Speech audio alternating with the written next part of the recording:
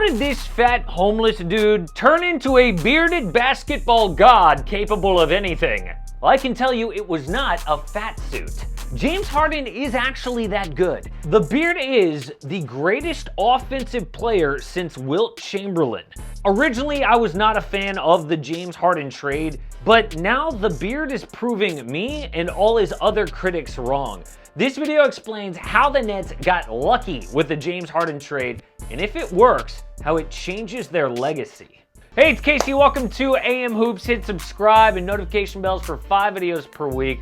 Later in this video, I'm going to tell you about my favorite team, and that's one of the most common questions that I get. But today's member shout-outs go to Nathaniel Murphy and Grayson Gaddis. Guys, thank you so much. It's such a relief, actually, to be talking about how great a player is. So many times, the biggest story of the day ends up being something negative. And I get it. Like, when we're driving and we see a car wreck, we all slow down to look. It's just human nature. But James Harden really does deserve some love. But let me make this clear. The Rockets did create a selfish basketball genius. James Harden had more ISOs than anybody. Even when he led the league in assists, the offense was all about him. To the very end, James was about James. He even calls himself James. There's always going to be some kind of negative perception on James. Everyone else calls him the dribbler. Okay, this is a tough one.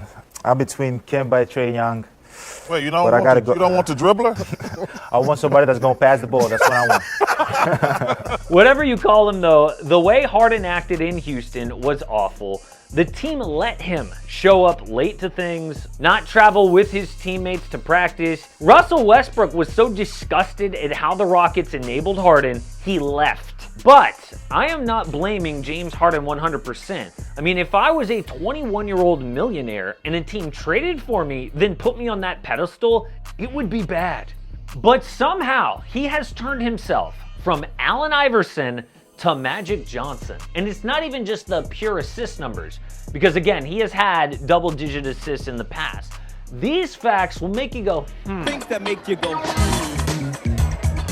James Harden is holding the ball a full second less in Brooklyn and 1 dribble less per possession. And speaking of dribbles, he's attempted just 3.9 trays after 7+ dribbles in Brooklyn. That is an insanely low number compared to his days in Houston.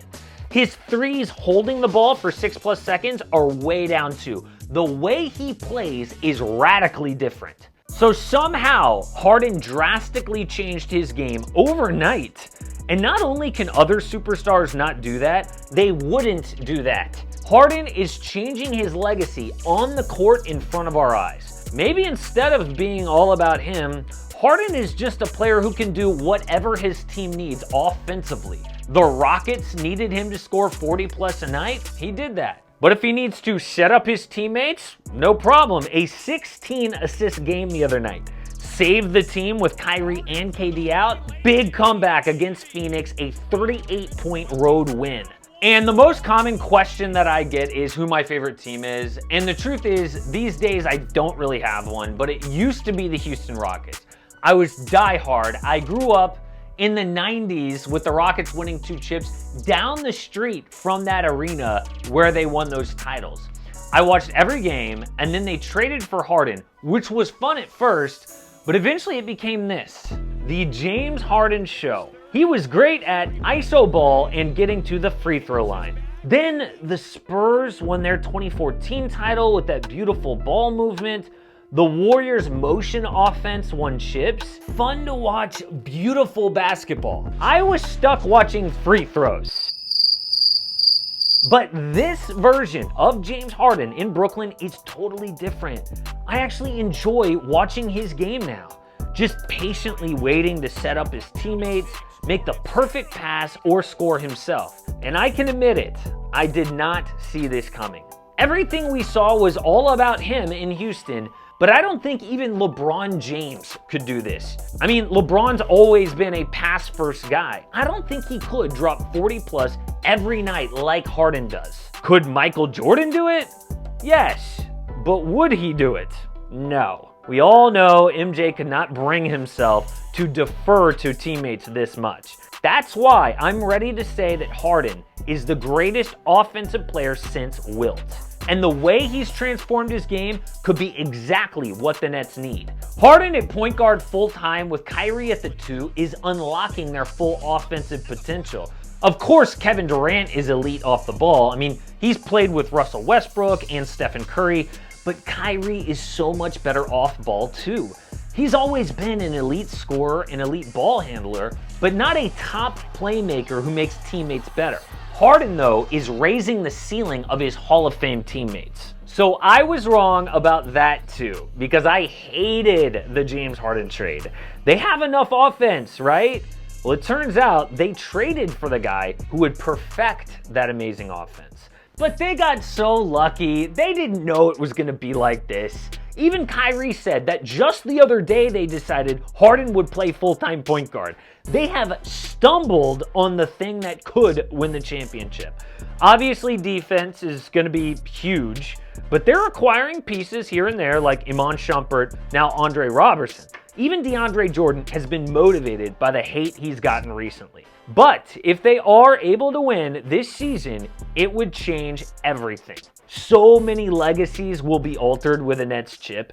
Kevin Durant trying to prove he can win away from the Warriors. Kyrie Irving has failed at every stop since leaving LeBron James. Steve Nash could win as a rookie head coach. The team itself would rise from the dead after the KG Paul Pierce trade. But the biggest legacy change would be for James Harden. We would look at him not just as a great player, but maybe an all-time player. He would immediately be in that 20 through 10 list. Guys like Julius Erving, Dr. J, Oscar Robertson, Dirk Nowitzki are there. Those are guys with elite skill and numbers, but with only one title. Harden would be there, but would he eventually be in the Wilt Chamberlain conversation? Wilt is top 10 all time. One nickname of his was the record book. Look at all the stats that Wilt led the league in during his career. It is almost as impressive for James Harden. Point is, if Harden combines Wilt-like stats with one or more rings, fans in the future could say he was a top 10 all time. I am not ready to say that, of course, even if they do win one chip, and who knows, maybe this whole thing blows up, but Harden is proving his doubters wrong, and maybe he is the key to a championship.